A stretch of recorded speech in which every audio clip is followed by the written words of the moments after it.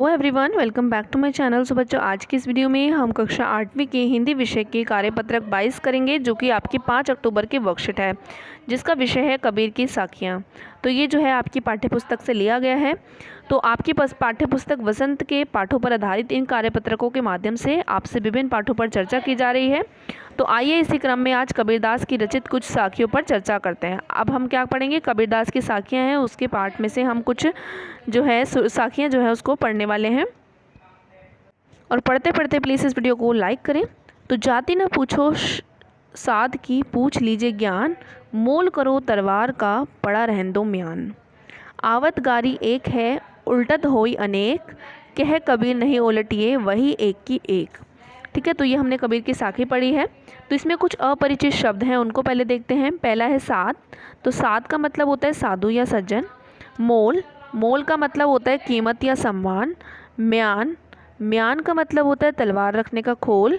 और गारी का मतलब होता है गाली, यानी किसी को अपशब्द कहना या फिर कटु वचन कहना। उल्टत का मतलब होता है जवाब देने पर।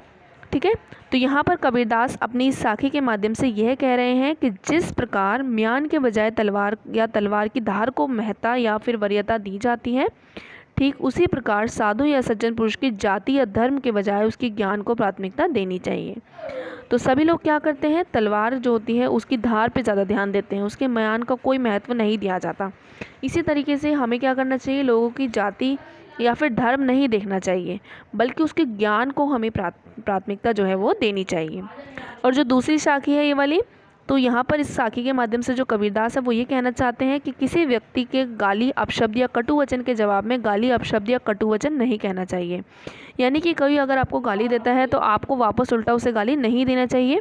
ऐसा करने पर वह व्यक्ति फिर से अनेक प्रकार के अपशब्द कहेगा, अर्थात ऐसे में संयम से काम लेना चाहिए। यानी आप किसी को अगर गाली देते हो, वो वापस आपको उल्टा गाली देगा, फिर आप उसे गाली दोगे, तो ऐसे जो है बढ़ता ही चला जाएगा। तो यानी कि गाली या फिर अपशब्द के जवाब में गाली या अपशब्द नहीं कहना चाहिए। तो ये आपका जो हमने साखियाँ पढ़ी हैं उसका अर्थ है। अब इसके प्रश्नोत्तर देखते हैं।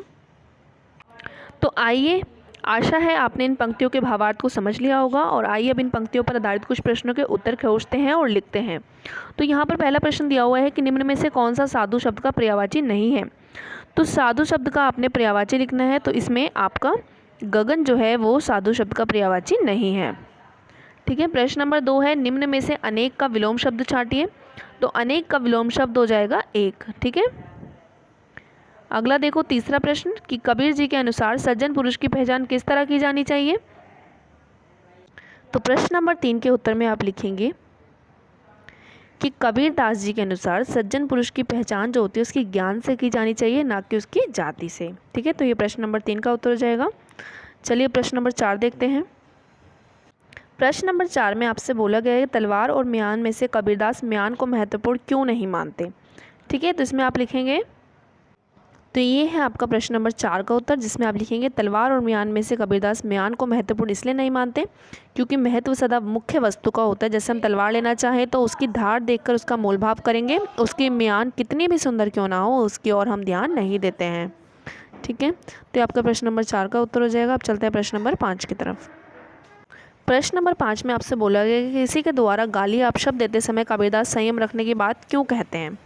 ठीक है, तो इसमें आप लिखेंगे, तो प्रश्न नंबर 5 में हो जाएगा आपका किसी के द्वारा गाली या अपशब्द देते समय कबीरदास संयम रखने की बात इसलिए कहते हैं कि क्योंकि हमें कोई गाली दे और हम उसका उल्टा करके अगर उसे गाली देते हैं तो वह गालियाँ अनेक हो जाएंगी, इसलिए गाली का जवाब गाली से नहीं देना चाहिए, तो वह गाली एक ही रहेगी। ठीक है, तो ये आपके प्रश्न नंबर 5 का उत्तर हो जाएगा। जाने से पहले करना है वीडियो को लाइक। मिलते हैं नेक्स्ट वीडियो में, तब तक के लिए बाय बाय।